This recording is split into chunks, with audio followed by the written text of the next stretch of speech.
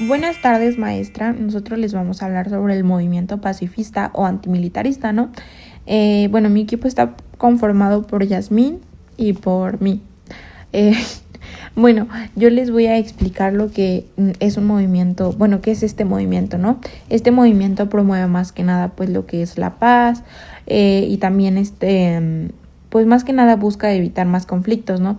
Tratando de buscar, no sé, a lo mejor otras alternativas como podría ser el respeto, el diálogo y la negociación, ¿no? Pues para solucionar más que nada los problemas. Y pues ya, profe, entonces pasaremos a lo que es la exposición. Bueno, yo les voy a hablar sobre el origen del nombre, el origen de pacifismo y de antimilitarismo. El pacifismo proviene del latín, en sí la palabra pacifismo significaba, la palabra paz, paz era en sí P-A-X, que significa paz. Y por otro lado, la palabra ismo, esa pues en sí palabra era para referirse a una doctrina o un conjunto de ideas. Y pues más que nada esta palabra se refería a una forma de pensar que considera que que la paz podía resolver pues debía ser el camino para resolver cualquier conflicto. El término empezó a usarse de manera más amplia a principios empezó a usarse en sí en 1901, cuando pues distintas organizaciones internacionales comenzaron a llamarles así a las personas que pues en sí defendían la paz entre los países, ¿no? De ahí tenemos la otra palabra que es antimilitarismo, que está dividida en dos palabras, por así decirlo. Anti, que significa en contra de, y militarismo, que era cuando, es la idea de dar demasiada importancia al ejército o al uso del armas o de la fuerza militar para resolver conflictos, ¿no? Pues eso más que nada es la explicación, ¿no? Del origen de los nombres, ¿no? Y ya en sí el objetivo principal del pacifismo era pues disminuir la violencia y proteger más que nada la vida humana. Tras haber establecido el marco teórico de nuestra investigación, mi objetivo es reconstruir la línea del tipo del pacifismo, analizar o más bien entender cómo pudo cómo pudo de ser una convicción ética aislada a convertirse en un movimiento masivo capaz de frenar guerras y todo eso. Para entender el pacifismo actual, debemos rastrear sus raíces en 3 grandes momentos históricos.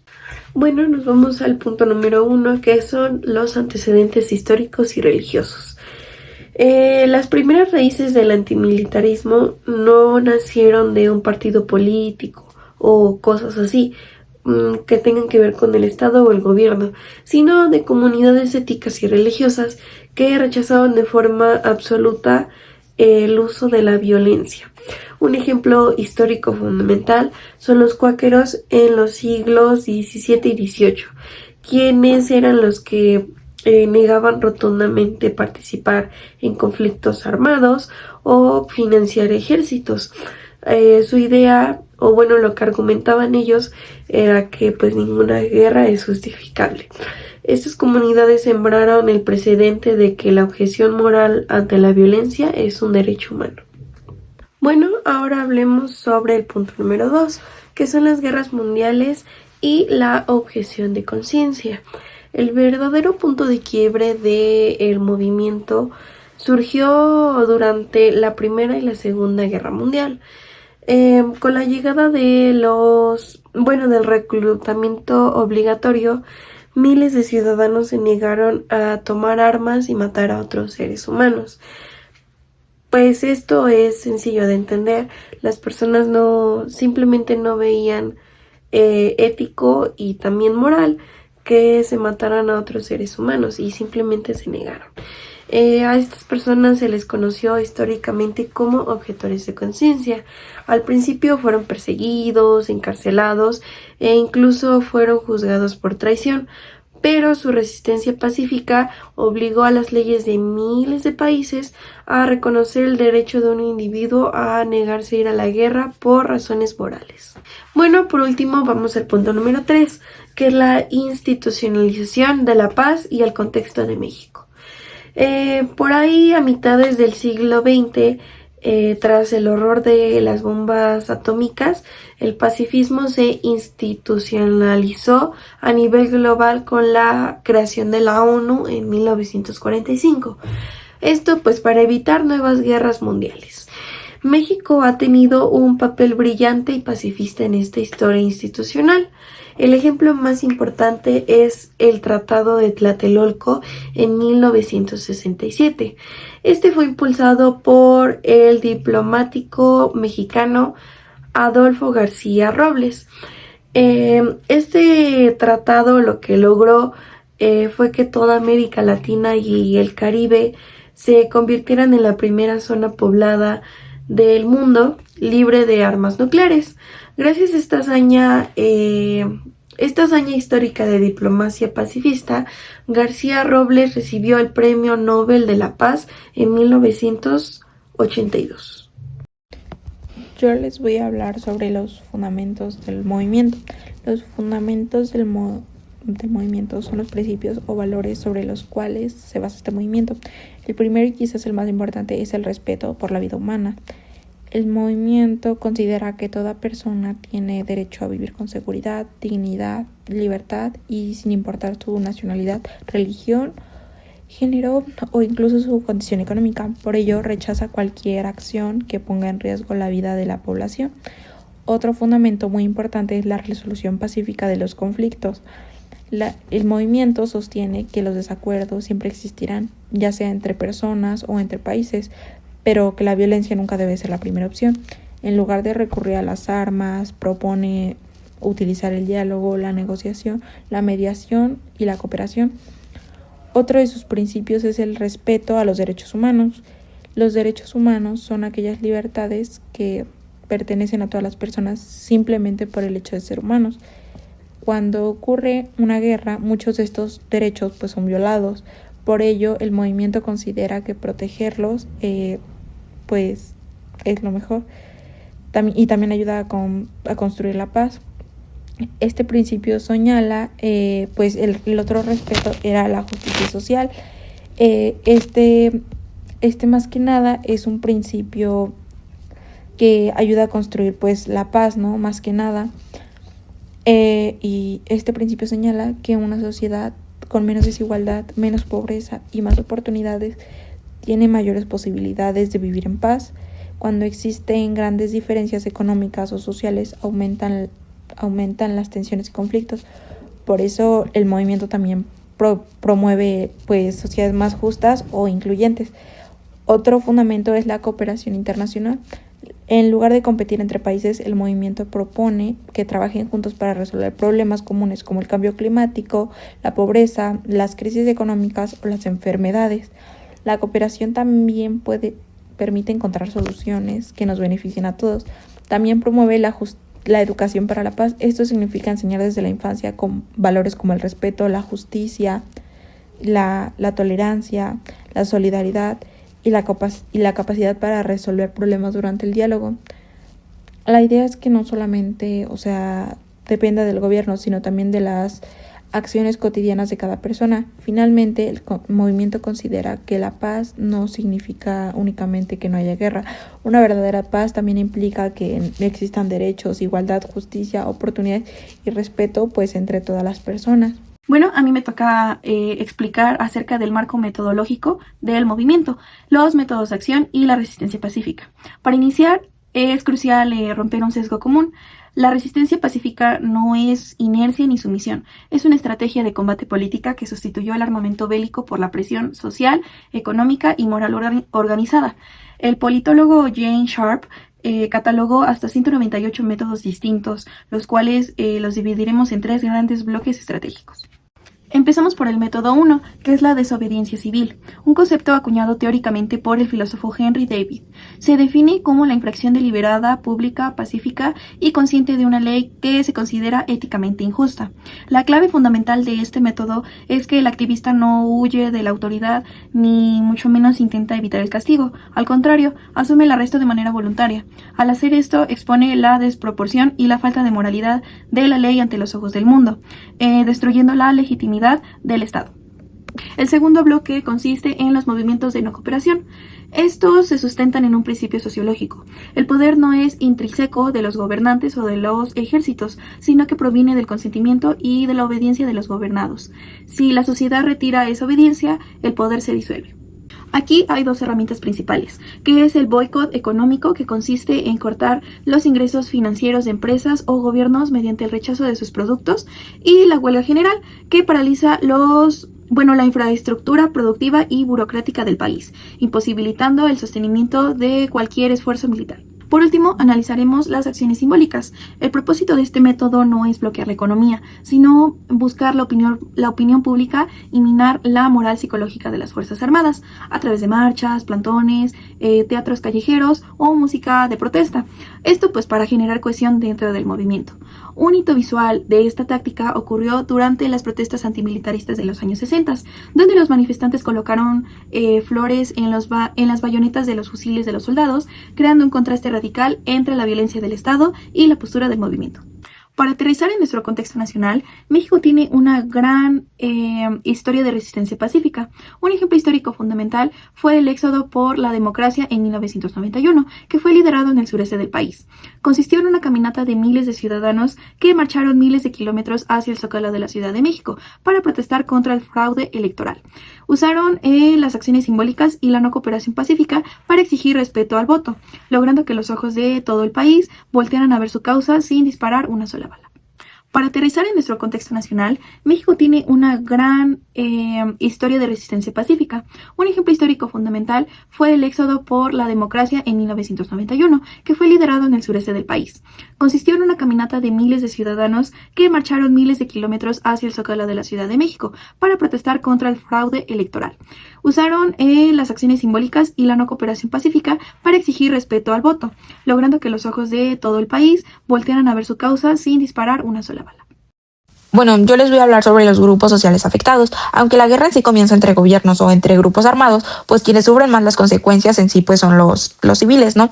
Uno de los grupos pues que son más afectados en sí suelen ser los niños. Los niños pues muchos dejan de asistir a la escuela y pues algunos pues deben de abandonar incluso sus hogares, ¿no? Algunos también pues pierden a sus familiares y lo que sufren pues son pues, o sea, como que tienen en consecuencia pues problemas emocionales, ¿no? Y pues en sí viven en ambientes de violencia. Otro grupo muy afectado eran, ¿cómo se llama? Las mujeres. Las mujeres pues en estas ocasiones también suelen ser pues las víctimas, ¿no? Ya que tienen que cuidar a sus hijos, a sus familiares, que están pues en condiciones muy difíciles, ¿no? Además que ellas también pues son víctimas, ¿no? De esta violencia durante los conflictos. Otro grupo afectado también pues suelen ser las personas adultas, bueno, las personas mayores. Ya también ellos no cuentan con pues atención médica, ¿no? Pues, o sea, y pues a veces les cuesta mucho más, ¿no? Ya por su edad poder evacuar pues las zonas y pues no pueden recibir pues, ¿cómo podría decirlo?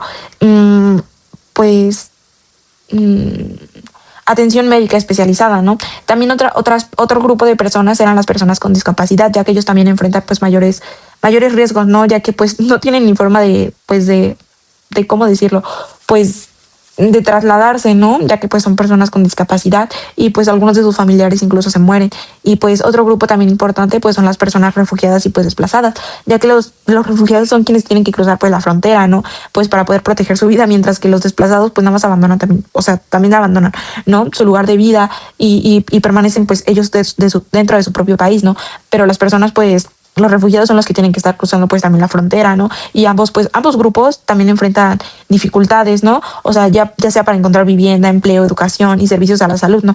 Ya que pues algunas de esas personas refugiadas también llegan a ser mamás, llegan a ser niños e incluso pues llegan a ser personas adultas, o sea, adultas mayores, o llegan a ser personas pues con discapacidad, ¿no? Y pues es bastante difícil, ¿no? Encontrar eso, ya que aparte pues pues por la guerra hay bastante destrucción de hospitales, de escuelas, carreteras y viviendas que pues provocan consecuencias, ¿no? Que estas pues pueden durar muchísimos años. Y ya esa sería pues mi parte. Para comprender la complejidad de cualquier movimiento social es indispensable analizar pues sus contrapartes. El pacifismo y el antimilitarismo no operan hacia el vacío, sino que pues se enfrentan a poderosos actores e ideologías que defienden la guerra y la necesidad de las Fuerzas Armadas. Yo les voy a hablar acerca de los grupos opositores de este movimiento y cuáles son sus argumentos teóricos y económicos. El primer y el más grande opositor económico es el complejo militar industrial. Este término se refiere a la red de intereses que existe entre el gobierno, las Fuerzas Armadas y las corporaciones privadas que fabrican las armas. Para estas industrias, la paz mundial representa una pérdida multimillonaria de dinero, mientras que los conflictos armados generan enormes ganancias, enormes riquezas, por así decirlo. Por lo tanto, pues estas corporaciones lo que hacen es que ejercen una fuerte presión política, haciendo que los estados aumenten sus presupuestos militares y aprueben intervenciones bélicas. En el plano de las ideas, el principal enemigo del pacifismo es la corriente filosófica del realismo político. Los realistas argumentan que el sistema internacional es anárquico y que los estados solo pueden garantizar su supervivencia a través del poder militar. Desde su perspectiva, el pacifismo es una ideología ingenua e idealista. Ellos sostienen que su única forma de mantener paz es preparándose para la guerra, una doctrina conocida desde el Imperio Romano como civis pacem para bellum. En el contexto de México, la oposición al antimilitarismo no viene necesariamente de fábricas industrias de armas, sino del debate sobre la seguridad nacional. Ante las crisis de la violencia interna, varios sectores políticos y ciudadanos se oponen ante el pacifismo, argumentando que el uso de la fuerza militar es la única vía para combatir el crimen organizado. Quienes defienden la militarización de la seguridad pública suelen argumentar que las estrategias puramente pacíficas son insuficientes ante amenazas de alto impacto. Continuando con nuestra presentación, analizaremos este movimiento a través de los tipos de poder.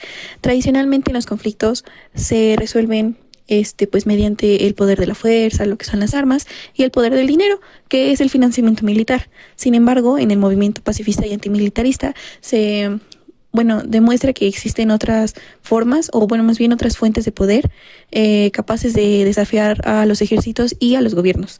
El pacifismo se sostiene firmemente en tres tipos de poder: el poder de las ideas, del número y del rumor. El primer pilar es el poder de las ideas. El pacifismo no se impone con armas, sino con convicciones éticas y filosóficas como lo es la justicia, los derechos humanos y la no violencia activa. Cuando una idea de paz es sólida, es capaz de deslegitimar moralmente la violencia del Estado. Las ideas logran que los propios soldados o ciudadanos cuestionen las órdenes de ir a las guerras y todo eso. El segundo pilar consideramos que es el más visible, que es el poder del número. Un gobierno o un ejército pueden someter a pocos individuos mediante la fuerza. Sin embargo, cuando miles o millones de personas se organizan de forma masiva para realizar huelgas, boicots o desobediencia civil, el Estado pierde el control y se le sale de las manos. El poder del número demuestra que los gobiernos solo tienen autoridad si las mayorías deciden ofrecerlas. Por último, el pacifismo utiliza el poder del rumor, entendido en la ciencia política como la libre difusión de información y la opinión pública. En tiempos de guerra, los gobiernos intentan censurar los medios para ocultar la violencia. El pacifismo rompe esa censura difundiendo testimonios, datos de bajas militares y arte de protesta de boca en boca o mediante redes sociales. Esto destruye la propaganda oficial y genera presión internacional. En México, el pacifismo ha usado estos tres poderes de manera muy clara. Por ejemplo, el Movimiento por la Paz con Justicia y Dignidad, que surgió en 2011 frente a la violencia de la guerra contra el narcotráfico, rechazó el poder de la fuerza y en su lugar usó el poder de las ideas para exigir que las víctimas fueran tratadas con respeto. El poder del número, organizando caravanas masivas que recorrieron el país, y el poder del rumor, que en él a través tuvimos la prensa y testimonios para romper el silencio y visibilizar el dolor de miles de familias mexicanas ante todo el mundo. Para cerrar nuestra presentación, debemos analizar la realidad actual. El pacifismo no es un concepto que está estancado desde el siglo pasado. Al contrario, hoy en día se enfrenta a un escenario geopolítico sumamente complejo. Los desafíos del siglo XXI ya no son los mismos que en las guerras mundiales, y el movimiento antimilitarista debe responder ante tres nuevas y graves realidades. El primer gran desafío es el resurgimiento de los conflictos armados convencionales entre potencias y las guerras de agresiones en distintas regiones del mundo. Ante crisis humanitarias y violaciones de los derechos humanos, el pacifismo moderno se enfrenta a un duro dilema ético y político. ¿Cómo exigir un desarme y la vía diplomática si una de las partes se niega a dialogar y utilizar la fuerza bruta? Bueno, esto obliga a que el movimiento busque alternativas o busque mecanismos de presión internacional que sean mucho más estrictos y que vayan más allá de una simple protesta. El segundo desafío tecnológico y ético es la deshumanización y automatización de los combates. Actualmente los ejércitos están desarrollando armamento autónomo, como lo que son los drones tácticos y los sistemas de combate dirigidos por inteligencia artificial. Para el antimilitarismo, esto es una alerta roja. Cuando las decisiones de matar o destruir se delegan a un algoritmo informático, pues se pierde la empatía humana y pues se diluyen las responsabilidades legales de los crímenes de guerra. El desafío actual es presionar por tratados internacionales que prohíban a los robots asesinos antes de que sea más tarde. Por último, hablaremos del desafío económico, que es el crecimiento desmedido del gasto militar global. Cada año los gobiernos rompen récords históricos de presupuestos destinados a la compra de armamento y tecnología bélica. El pacifismo actual argumenta que este dinero representa un costo de oportunidad gigantesco. Cada recurso financiero invertido en misiles y tanques es dinero que se le resta a la mitigación del cambio climático, el combate a la pobreza o los sistemas de salud pública a nivel mundial. Este último desafío también golpea directamente a México. En los últimos años, el presupuesto asignado a las Fuerzas Armadas en nuestro país ha alcanzado cifras históricas para asumir tareas que antes eran civiles. El desafío para el pacifismo mexicano actual es demostrar que para alcanzar una paz duradera es más efectivo destinar esos recursos históricos a presupuestos de educación, salud y cultura y desarrollo comunitario, en lugar de priorizar el equipamiento de infraestructura bélica.